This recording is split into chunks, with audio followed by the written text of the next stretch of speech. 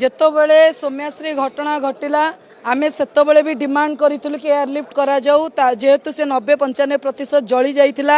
कि सरकार किसी जिनस लुचेवा को चाहूले एयरलिफ्ट कले जी 60-65 भाग जली जाइए तार प्रति समय प्रति सेकेंड बहुत गोल्डन ए टाइम पीड़िता आसबनी तेणु देखो तर्क वितर्क दोष आरोप सबू रहिबो किंतु से पिला आम गहन रहिबा दरकार ता जीवन बंचिवा दरकार सी रिकवरी करवा दरकार तेणु आमर बिजु जनता दलर आमर गोटे डिमांड आठू आउरी उत्तम चिकित्सा करिबा पई पीड़िता को एयरलिफ्ट करा जाऊ नले मुख्यमंत्री कहीं अच्छी शासन व्यवस्था कहीं अच्छी टीम कहीं अच्छी एटी भी तो संगे संगे 14 जणिया टीम अछि से बर्नल प्लास्टिक रो अछंती कार्डियोलॉजिस्ट अछि पल्मोनरी अछंती तो सेमान तो ट्रीटमेंट देखंतु भाई आमे बहुत टाइम भाबू Bhubaneswar AIIMS to Delhi AIIMS रे ट्रीटमेंट आउरी भल तो जेहेतु आम सामने नाबालिका छुआटीए एते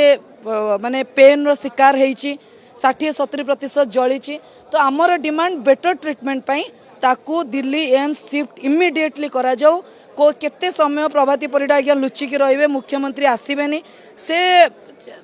को फेस करने को ही पड़ो आ इमिडिएटली मुख्यमंत्री कहतु एयरलिफ्ट झील को करा जाऊ एटा आमर डिमांड रही।